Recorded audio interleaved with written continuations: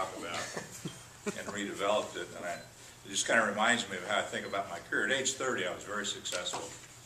I've been a partner after 5 years in our firm, getting compensated reasonably well. Maybe the important part for me was I knew almost everything I needed to know to be successful forever. And that was 30 years ago, and my confidence in what I knew has continued to decline, which I think in reality is good, but it's hard on the ego sometimes too. But I was reminded of that today as I listened to everybody here that's been really successful with a difficult transition to a world of trashing the timesheet or value creation. Think back in our firm, it's about 13 years ago, we created our first formal mission statement, which was to enhance the well-being of our people and the clients we serve. That continues to be our mission statement today. And when we did that, it happened to be at the same time that the profession was developing their vision statement. One didn't push the other, but kind of at the same time. I believed in it then, I believe in it now, but that was in 1997, 1998. About 5 years later, I was elected as CEO, and I looked back and I said, well, are we really living that mission statement? And got a little concerned and said, well, I've got maybe 20% of our partners are, the other 80% aren't. That didn't feel right. And so I struggled with that for a while, and then got uncomfortable, increasingly uncomfortable, and then about 5 years ago, I started looking around and came to some conclusions. One was, in our markets, our hourly rate was really reaching that level that I see as the ceiling. Got harder and harder to increase that hourly rate. At the same time, that's when the profession, from a staffing standpoint, was taking beginning staff salaries and bumping them up considerably each year. Now, I'm not a genius, but I believe that model causes decreasing margins. And my belief was increasing comp was going to continue, and the increasing hourly rates with our customers wasn't. And I started to get alarmed about it. Started looking around, well, how can we change that? And for me, a big part of that was, I've always believed in parts of our firm we really did create value. And in our world, we felt really good if we get a little bit of a write-up on our hourly rates, and that was our value pricing. So I started looking for, well, how can we price better? And Charles Koch, very successful, Koch Industries, had just published a book around there about market-based management. I thought that was about pricing, went to the seminars, learned a lot, but it wasn't about pricing. And then I started reading some of Ron's stuff. Got excited, got engaged with him. In the summer of 2007, Ron worked with us, and we really created a 5-year strategy that focused on about I think it was a 1.5 year implementation of my definition of value creation.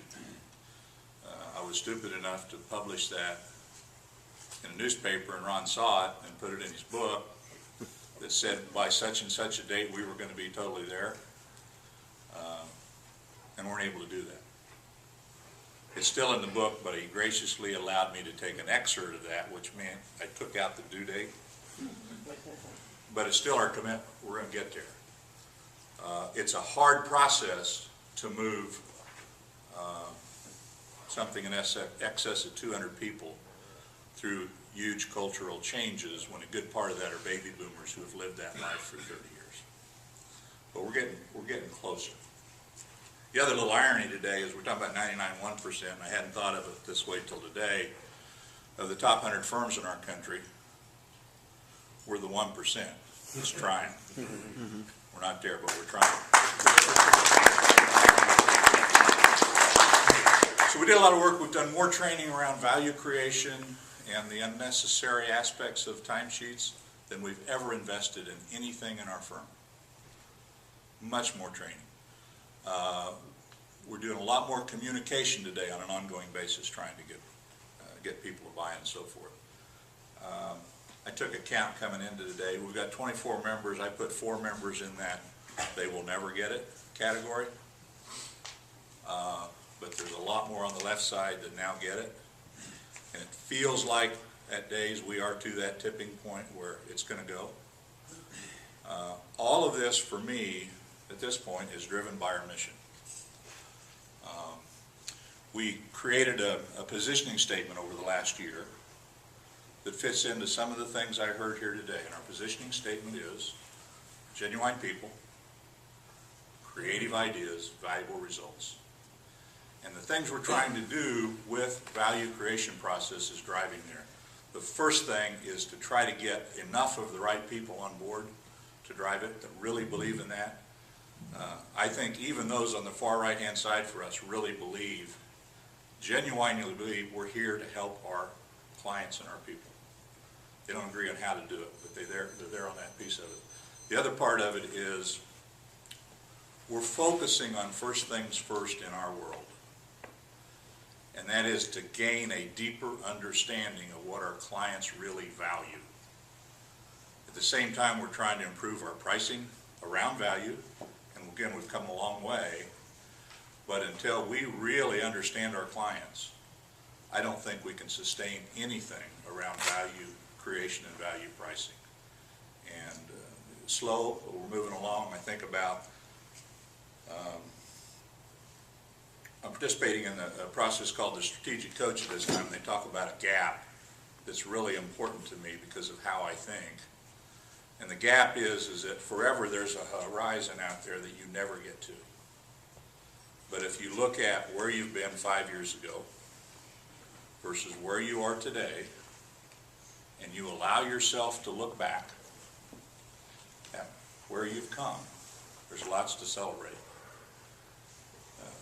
Most of the accounting world today always looks at that gap between where are you today and what the horizon is that you'll never achieve entirely. I certainly have that disease, but I do think we've made great progress, and we're going to continue towards the horizon. It's going to be a lot of work, and I really appreciate the invite to be here today, because I will tell you the inspiration that this crowd brings to me personally is tremendous, and I appreciate you guys sharing your thoughts. Thank you.